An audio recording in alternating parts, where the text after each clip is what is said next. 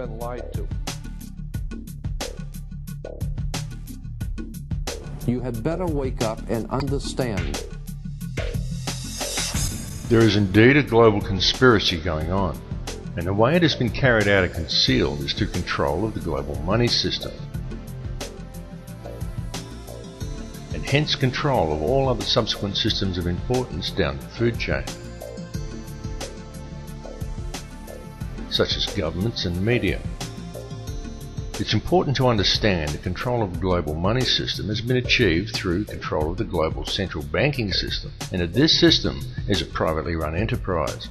It is a private business that runs for a profit, and it is owned and operated by wealthy international banking dynasties such as the Rothschilds, the Morgans and the Rockefellers.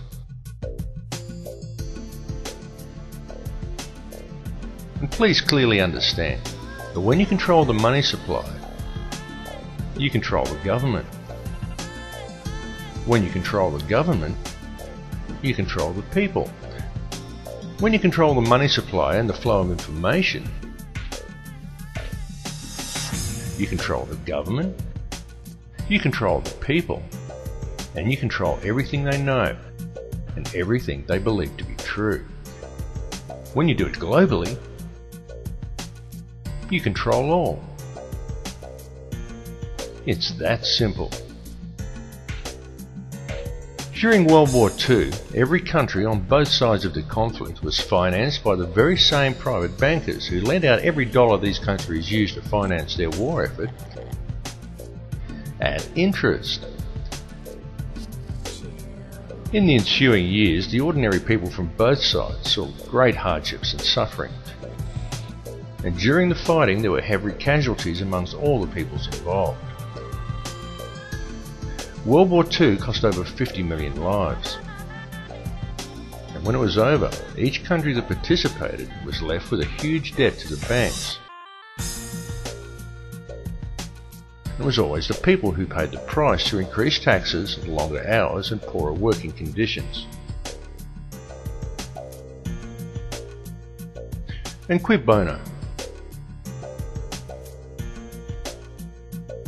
Who benefited?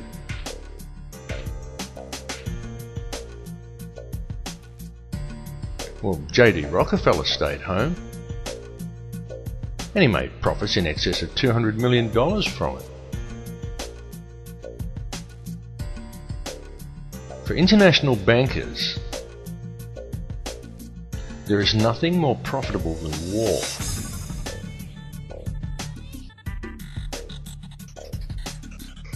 And so when it is taken into account that these same international bankers now control all the major media, have ties to all the major oil cartels and arms dealers, finance all the main political parties, and control the currency of all Western nations, is it any wonder that the world stays in a state of conflict and war?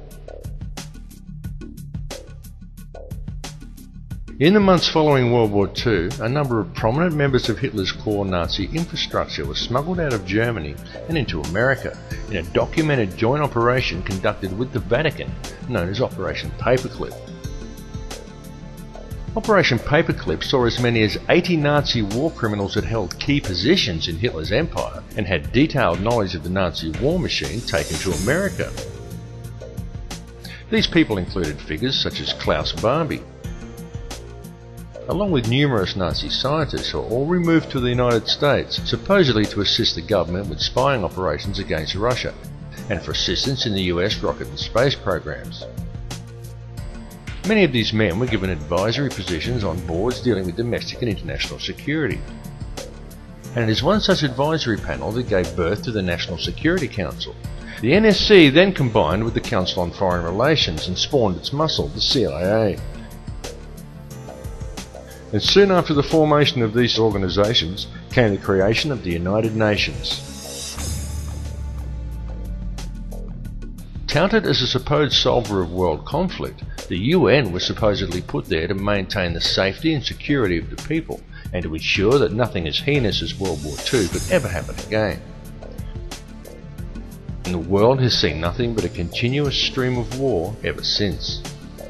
In fact, since the formation of the NSC, the CIA and subsequently the UN in 1947, the Earth has seen 258 conflicts, and in fact, more wars than in its entire recorded history prior to that point. Just why is that? Now, each time one of these wars has erupted, usually in an area that never saw any real conflict before, it's happened in such a way that has invited Western intervention, and each time we've been told by the media that this intervention is to ensure peace. Each time they say it. To make peace, we use war. Peace comes from war. War brings peace. War is peace. It's doublespeak. If you want peace with another nation, you don't go to war with them. You go to peace with them. You work at gaining an understanding for each other, and you help each other. You don't go and kill each other's children and both borrow money from the same bank at interest in order to do it.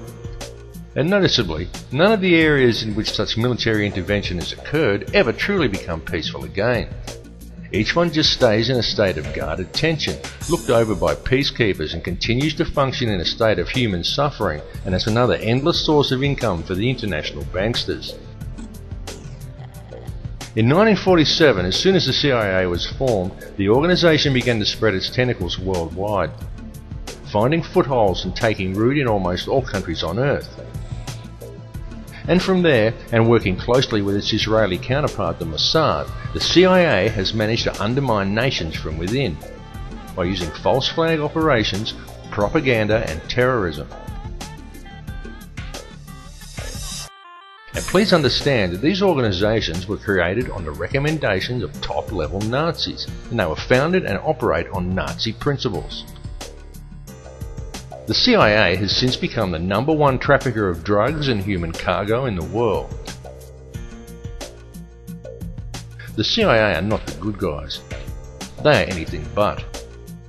They are a criminal cabal disguised as an intelligence agency that is based on Nazi principles, has unlimited resources both financially and militarily, and they are answerable to no one. The CIA and Mossad function as virtually the one organisation. Neither they or their agents have been responsible for virtually all terrorist bombings the world has seen in the last 60 years. Their prime mandate is to undermine world security and pave the way for the introduction of a global government controlled by a global monetary system. A global monetary system that is wholly owned and operated by private international banksters. At the end of World War II, the Reich didn't lose or surrender. Germany did. The Reich simply went underground and disappeared. The truth is that the Reich was controlled and financed by European bankers right from the start. And at the end of the war, they simply moved it to America and let it continue to function, but hidden in the shadows. And unbeknownst to the American people, or to Congress, or to the people of the world, it has continued to operate from behind the scenes, and over the last 60 years it has infiltrated itself into all important levels of government and industry and the media, and has gradually spread itself out across the entire globe. Forget the politicians. They're irrelevant. The politicians are put there to give you the idea that you have freedom of choice. You don't. You have no choice. You have owners. They own you. They own everything. They own all the important land. They own and control the corporations. They've long since bought and paid for the Senate, the Congress, the state houses, the city halls. They got the judges in their back pockets, and they own all the big media news, all the big media companies. So they control just about all of the news and information you get to hear. They got you by the balls.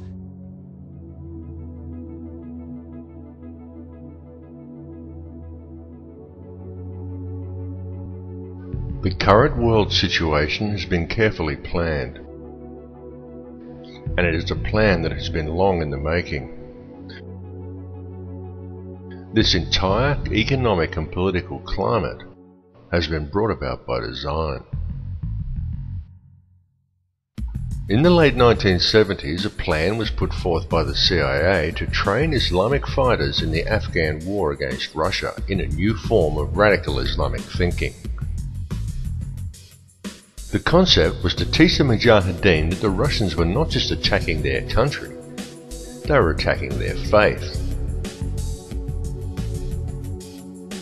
During that period, large numbers of fighters came to Afghanistan to help in the struggle, and large training camps were set up and run by the CIA to accommodate them.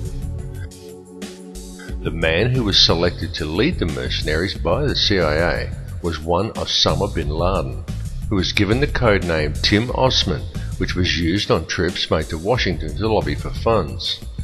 The trip to Washington was made by bin Laden on at least 2 occasions.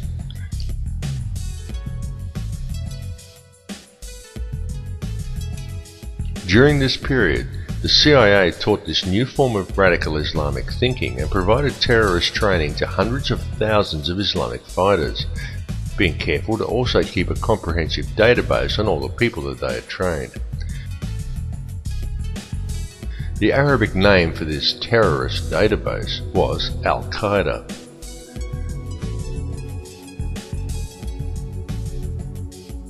Concerned over this new form of radical Islamism and the sheer volume of fighters the CIA was turning out, then Pakistani Prime Minister Benazir Bhutto wrote to the director of the CIA and cautioned him openly, saying in her letter, "You are creating Frankenstein." It's alive! It's alive! It's alive! But her warnings went unheeded.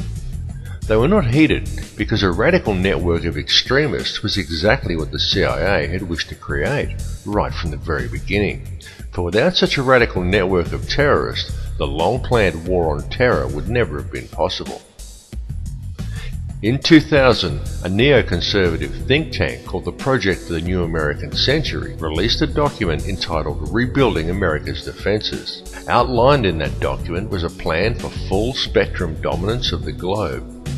Air, land, sea, space, the internet, everything.